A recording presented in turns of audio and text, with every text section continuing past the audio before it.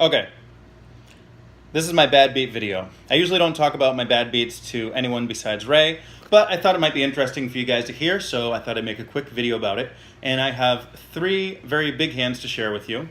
Those of you that have been following along know that I've been playing a lot of 1-2 no limit. I'm in a challenge with Ray, but occasionally, just to make money, I step up to the 5-10 no limit game because that's probably my game of choice at Twin River. So anyway, one day I was doing quite well. I had made about $1,000 in a previous hand versus a somewhat crazy player, and then I got involved in another hand with him. So let's go around the action. Under the gun, who is kind of insignificant at the table, his stack was only about $450. He decides to raise to $50 under the gun. Someone in middle position calls $50. The crazy player in the cutoff decides to call the $50. And I was in the big blind, and I also decide to complete the bet to $50. So I had pocket fours, and the flop comes out 6-6-4. Very favorable. I flop a full house. I decide to check because I think the pre-flop raiser is going to give a c-bet, and he does for $200. There was 2 diamonds on this board, and he was actually c-betting a flush draw with ace-queen of diamonds. So the guy in middle position folds. The crazy player, who had about a $1,300 stack, which was also the effective stack because I had him covered, he decides to immediately go all in for all $1,300. Now I don't have any more decisions at this point, and I didn't want to waste any time, so I immediately called the $1,300 as well with my full house.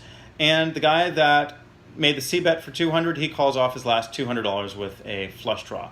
And he probably assumed that there was a chance that he was drawing dead, but given his pot odds, he probably thought it was definitely worth it to stick his money in with ace-queen of diamonds. So the turn was a jack, the river was a 5. We actually put our hands face up when we were on the flop, and I told the crazy guy that I had a full house.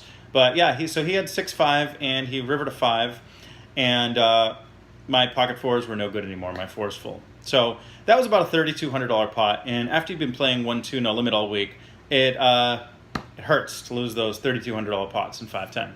So the next day, I think I'm playing very well, and things overall are going okay, even though I lost that pot. I decide to play 5-10 again the next day, and this hand comes up. Again, let's see. I was on the button with ace-jack offsuit for this hand. So an older gentleman who was a recreational player, a little bit tighter. I'd been playing with him for a couple hours now, and he seemed to only play good hands. He decided to raise it up to $45. Someone in the hijack called $45. I called $45 on the button with ace-jack offsuit. And the guy right next to me, who was also somewhat of a crazy player, he liked to play big pots, I'll put it at that. He called out of the small blind for $45. So 4 of us see the flop, and the pot's around $190. So the flop comes out very, very favorable for me. It is ace-jack-6 with 2 clubs, 1 diamond. So, I'm sorry, 2 diamonds, 1 club. Ace of clubs, jack-6 of diamonds. So the guy in the small blind checks, the pre-flop raiser, he puts out a c-bet for $100, and I am thinking that he could have pocket aces or pocket jacks, but that's less likely since I flop top 2 pair. I'm blocking those 2 sets myself. So I think his most likely hand is probably ace-king or ace-queen, with a skew towards ace-king. I think it's more likely that he has ace-king. So he bets $100. The guy in the hijack, he ends up folding. And I didn't want to give away the strength of my hand, and I wanted to let the older guy continue with the lead in the hand, and I also wanted to give the guy in the small blind a chance to make a mistake in the hand. So I decided to just call the $100 and slow play my top 2 pair. The guy in the small blind decides to come along. So now I think the guy in the small blind could have a flush draw. He could have a gut shot with something like king-queen, hoping for a 10 on the turn, something along those lines, or he could have an ace with a weak kicker.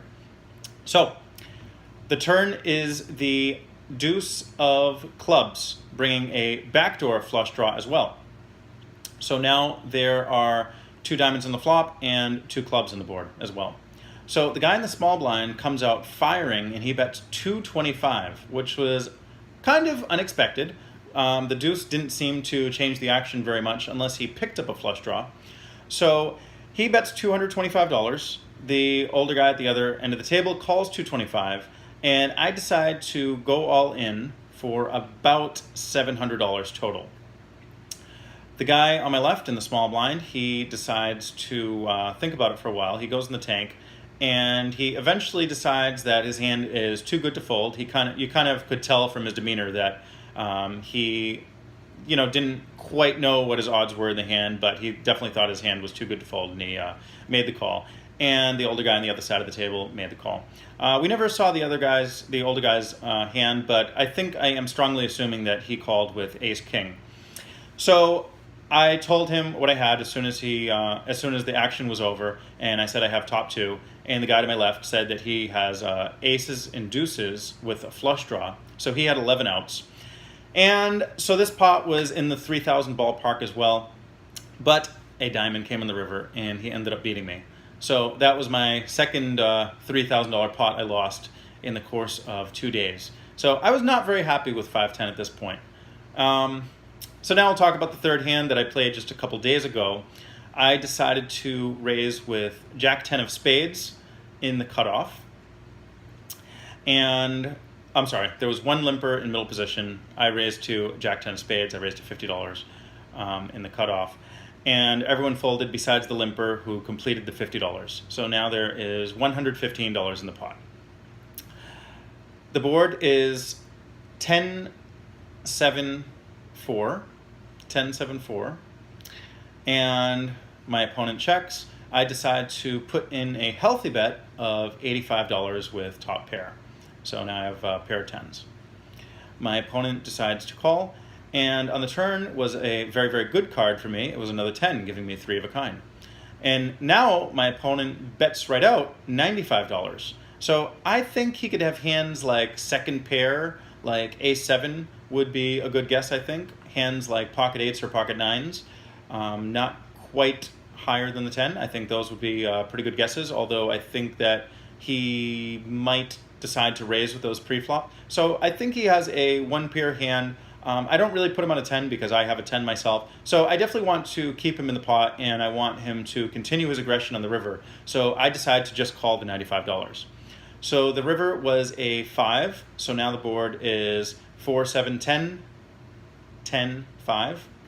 So I still have 3 tens. And my opponent puts out a healthy bet of $330.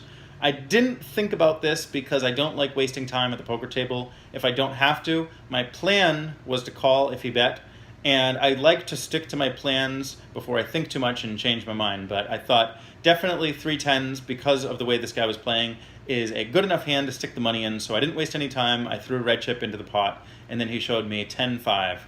He hit the 5 in the river for 10s full of 5s. So he actually limped in with 10-5 of diamonds, called a raise out of position with 10-5 of diamonds, and from that point on, he probably played the hand pretty decently. But I don't like his play pre-flop. But it was annoying to lose a pretty big pot to another 5 on the river. It's always a 5 on the river.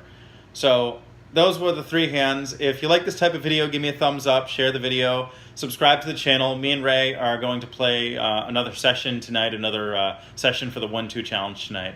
So I will see you guys next time. And definitely leave me any comments if you have some bad beats or you have any criticisms on these 3 hands that I played. Thanks, guys. Have a good night.